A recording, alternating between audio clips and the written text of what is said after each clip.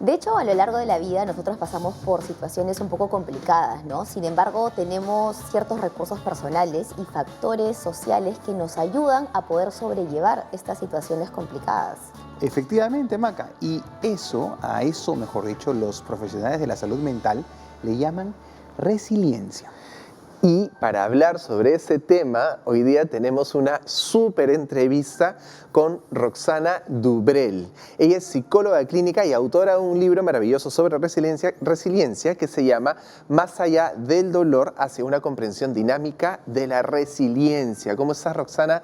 Bienvenida. Muchas gracias por aceptar la invitación. Gracias a ustedes. ¿Qué tal? ¿Cómo están todos? Muy bien, Roxana, yo tengo la primera pregunta y quizás para romper un poquito el hielo, como se dice, ¿qué cosa es la resiliencia?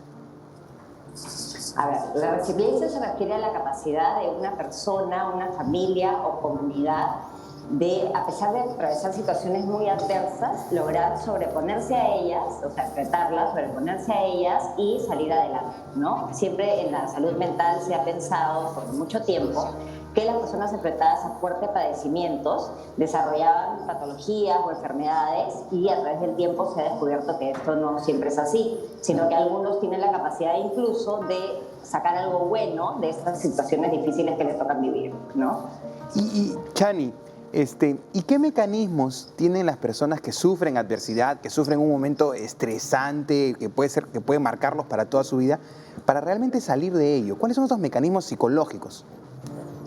A ver, mira, la resiliencia viene de la física, en realidad, Okay. ¿no? Es un término que viene de la física y se refiere a la capacidad de algunos metales de, al verse expuestos a fuertes cantidades de energía, luego los sacas de ahí y vuelven a su estado natural. Así Entonces, es. en los años 70, en base a lo que les estaba comentando hace un rato, se comenzó a estudiar en base a esto como una analogía para explicar a aquellas personas que tenían desarrollos favorables a pesar de atravesar situaciones adversas. Entonces, ¿qué plantea la resiliencia? La resiliencia plantea, y ahí Roberto te respondo a tu pregunta, que los seres humanos cuentan con factores protectores. Los factores protectores son todas aquellas circunstancias de la persona, así como de la familia y de la sociedad, que van a influir en el desarrollo, en el desarrollo que la persona pueda tener, ¿no? Ante situaciones de riesgo, que son todas aquellas situaciones que nos ponen en mayor riesgo de tener problemas emocionales. Claro.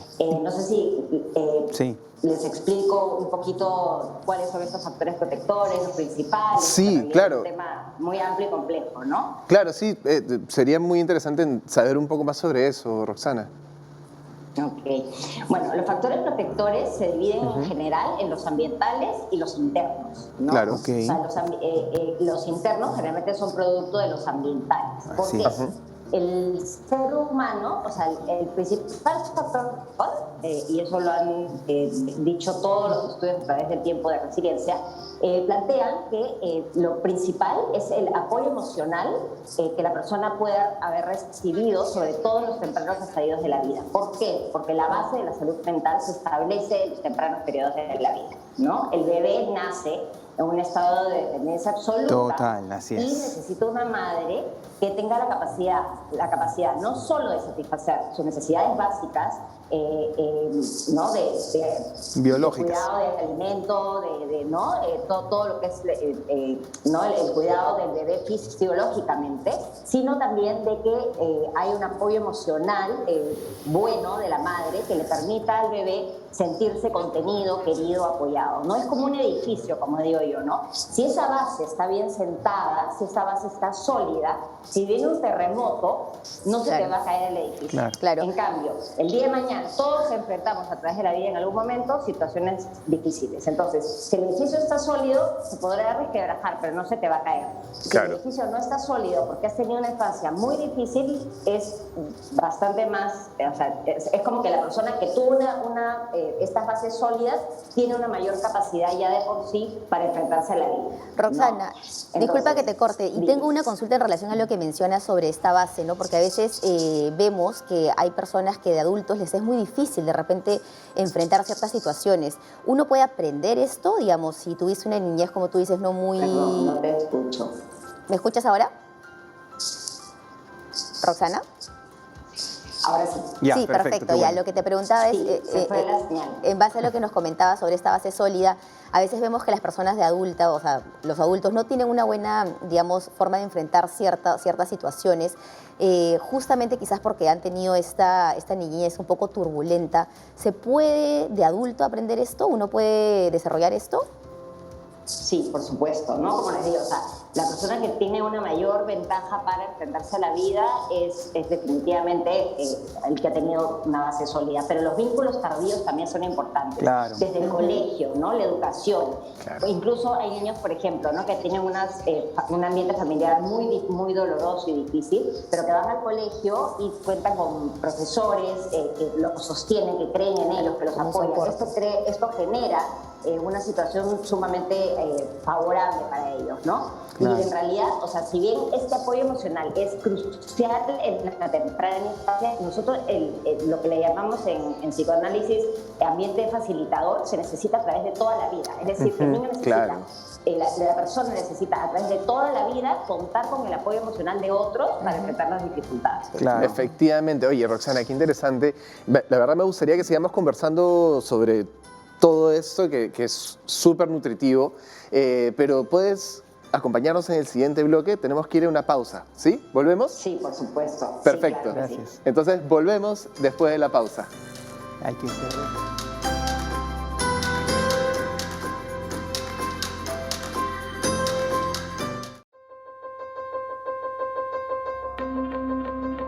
La resiliencia quizás es una de las habilidades que debemos desarrollar si es que no tuvimos la oportunidad de tener una base sólida, como bien lo dijo Roxana Dubrel, que además es una experta en el tema, es psicoanalista y además tiene un libro al respecto que si ustedes quieren ahondar sería bueno que lo lean. Y Maca tiene una pregunta que estábamos en el tintero. En el tintero, que dejamos en el tintero. Sí, Roxana, ¿nos escuchas? Sí, Perfecto. acá estoy. Nos estabas comentando antes de la pausa sobre estos factores protectores ambientales, sociales. No sé si podrías terminar de redondear la idea y luego empezar a hablar un poquito de los factores protectores individuales. Exactamente, ¿no? O sea, bueno, como esa parte ya les comenté, ¿no? La importancia de los vínculos tempranos y los vínculos tardíos también, ¿no? Como los que se dan en la escuela, por ejemplo, ¿no? Incluso con familiares de las familias de algunos amigos, los niños, ¿no? Los amiguitos, todo esto son vínculos que pueden ser muy sostenedores, sobre todo cuando esto no se puede contar con esto en la familia, ¿no? Pero en base a esto, que les estoy explicando muy brevemente, en realidad es un tema bastante complejo, Claro. se desarrolla lo que se llama factores protectores internos, ¿no? ¿Qué vendrían a ser? Son varios, ¿no? Voy a nombrar algunos, ¿no? Entre estos está, por ejemplo, ¿no? La capacidad para vivir creativamente, ¿no? Que significa, se refiere más que, o sea, la creatividad necesaria para la resiliencia no es la creatividad del artista, sino es una creatividad, es una especie de impulso hacia la salud. Es, por ejemplo, ¿no? Si ustedes han visto, creo la mayoría de haber visto La vida es bella, esta película, claro. en la cual este personaje, ¿no? Roberto Benigni. Roberto Benigni es llevado a un campo de concentración con su hijo, y lo que él hace para ayudar a sobrevivir a su hijo es tratarlo de hacer creer que estaban en un juego, ¿no? Y de esta manera lo ayudó a sobreponerse a la adversidad, ¿no? A tolerar lo que estaba viviendo, ¿no? Entonces, de alguna manera la creatividad implica la capacidad de encontrar las maneras de satisfacción en el mundo, ¿no? Dadas las circunstancias en las que uno se encuentre, ¿no? Esto deriva, en realidad, de estos factores protectores ambientales. O sea, la creatividad, o sea, todos los factores protectores internos derivan en gran medida de los ambientales, ¿no?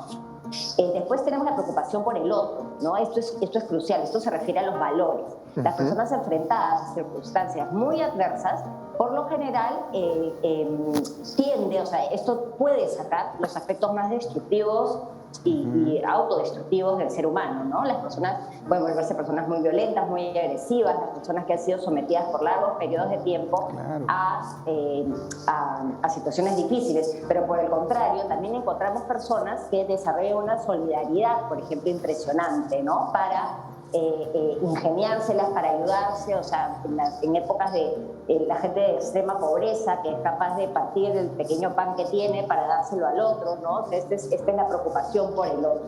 ¿no? Después otro importante factor protector interno es la capacidad para encontrarle sentido a la vida. Esto, o sea, uno generalmente no se cuestiona sobre el sentido de la vida, pero cuando uno está expuesto constantemente a situaciones muy dolorosas, sí comienza a cuestionarse cuál es el sentido de la vida, por qué seguir luchando, ¿no? Entonces, esto también tiene que ver con vínculos tempranos, con este amor de esta madre que ha deseado, por ejemplo, tener este bebé y tiene esta ilusión, este sentido que le va ella desarrollando en base a su trabajo emocional que hace con su propio bebé y que el bebé lo va haciendo cada vez más suyo, ¿no? Después tenemos el autoestima, por ejemplo, la confianza en uno mismo. Esto también, las bases de esto se sientan mucho en la temprana infancia. O sea, si tus padres han creído en ti, te han dado un ambiente estable, seguro, nada de idealizar. En todas las familias hay problemas, en las familias hay dificultades, pero el hecho de un niño sentirse querido, valorado, ¿no? Y si no es en la casa, que es con un profesor, en un ambiente en el cual él se sienta validado, esto va a generar va a permitir que él tenga una confianza en sí mismo que favorezca que se pueda enfrentar a la adversidad. Claro, Chani. ¿No? Disculpa que te corte, y una pregunta. Tú nos has hablado de la creatividad, de la autoestima, pero yo ¿cómo podría yo mismo, o necesito que alguien lo identifique, cómo podría darme cuenta que realmente la resiliencia afecta a mi salud mental, o no tenerla? ¿Cómo mover, qué características va a tener esta persona que no es resiliente? Que no es resiliente. Generalmente son personas que tienden a ver, depende de lo que uno está atravesando. Claro. Por ejemplo, si nos vamos a la situación de ahora de la pandemia, ¿no? Inicialmente, en términos de la pandemia, todos nos vimos súbitamente encerrados en nuestras casas, ¿no? Efectivamente. Enfrentados hacia una situación súbita que nadie se veía venir, Así es. ¿no?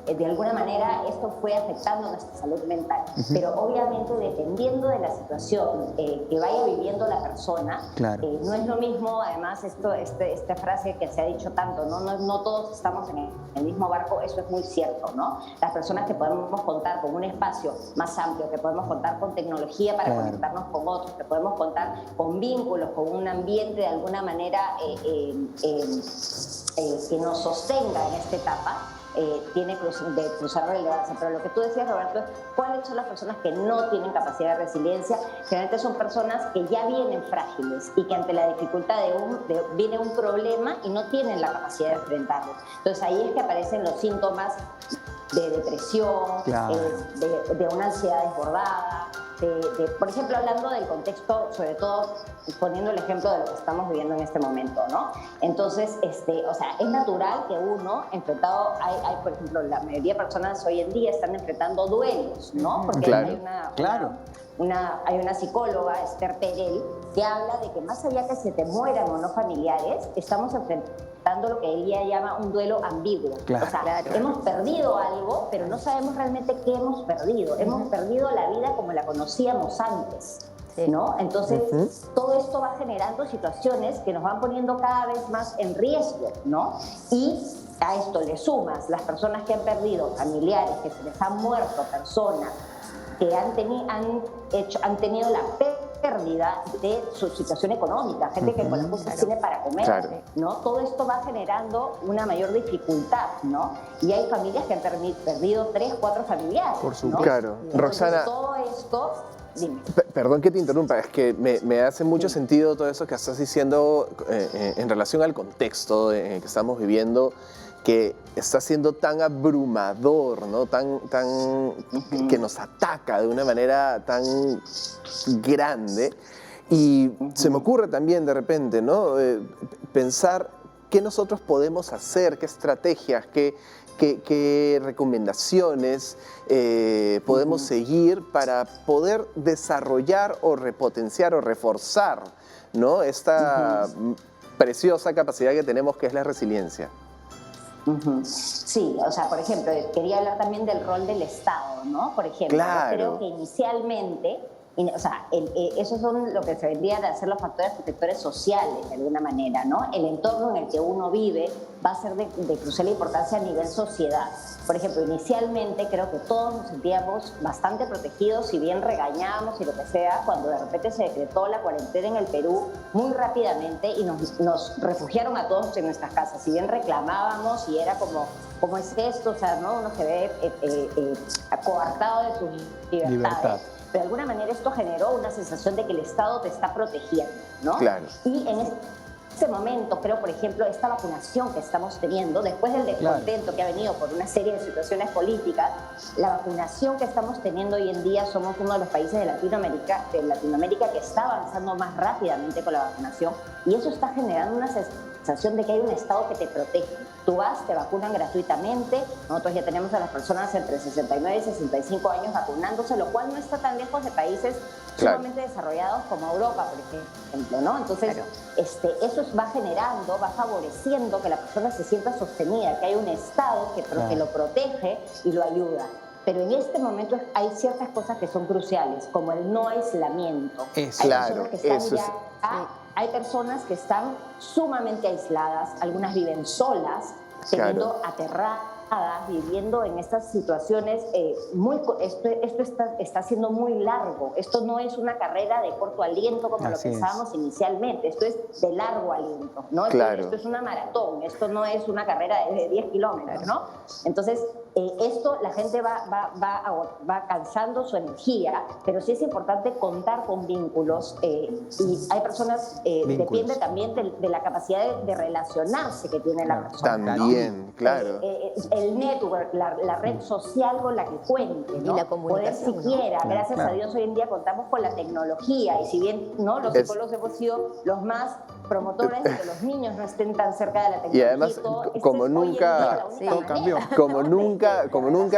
las personas han acudido masivamente, no solamente a la tecnología, sino a terapia psicológica, ¿no? O sea, han tenido un boom increíble, y eso es una maravilla. Roxana, gracias, en verdad, porque creo que es muy importante hablar de esto en este contexto de pandemia que es tan abrumador, ¿no? De verdad, miles de gracias. Creo que nos has entregado información muy valiosa para empezar a reconocer cómo podemos afrontar nuestro contexto. Miles de gracias, Roxana. Espero que te podamos tener pronto en el programa de vuelta. Encantada, encantada. Si puedo decir una última palabrita. Claro. Hay personas que sí realmente es importante que si realmente no están pudiendo manejar la situación, busquen ayuda psicológica. Por supuesto. Desde los centros de salud mental comunitaria hasta muchas instituciones como la Sociedad Peruana de Psicoanálisis, que voluntariamente está ofreciendo 2 sesiones gratuitas a personas que se inscriben a través de un breve formulario. O sea, hay muchas instituciones de salud mental que están dando siquiera 2 sesiones gratuitas y orientando a aquellas que necesitan ser derivadas ya a una ayuda más importante. Muy buen dato. ¿No? Y el que no puede realmente, que pueda contar con una terapia, va a ser crucial, siquiera por un periodo corto, ¿no? Según su capacidad económica también. Así ¿no? es. Claro. Y hay un montón de instituciones, gracias, etcétera. Chani. Gracias, de verdad. Gracias, Roxana. De nada, gracias a ustedes por la invitación. Qué buen dato, ¿ah? Buenísimo, sí. La salud mental. Yo no sabía eso de las sesiones gratis, pero qué buen dato, porque por lo menos también te puede ayudar a tener como una idea de repente de, ok, quizás sí estoy atravesando por un problema o por un momento difícil de cómo afrontar esto, ¿no? Te da como una especie de luz quizás para no estar, porque lo que decía ella, ¿no? Muchas personas están aisladas y se han aislado, pero porque le tienen pavor a la pandemia y no salen. Yo tengo pacientes que están aislados hace 1 año y medio, y el impacto en la salud de la familia y del niño es tremendo. Es tremendo. Y en verdad es importante acudir y pensar que hay muchas personas e instituciones que ofrecen el servicio. ¿no? Claro, y yo, por ejemplo, como trabajador social, tengo que tener una lista larga de psicólogos y psicólogas. Y sí sé que muchos y muchas lo hacen gratuitamente. Así es.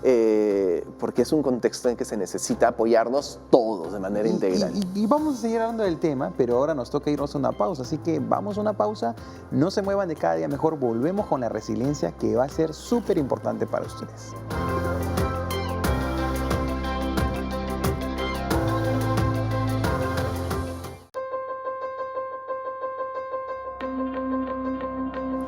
En Cada Día Mejor hemos tocado el tema de la resiliencia, pero vamos a seguir ahondando, porque a mí en verdad me parece crucial que las personas desarrollemos esta habilidad.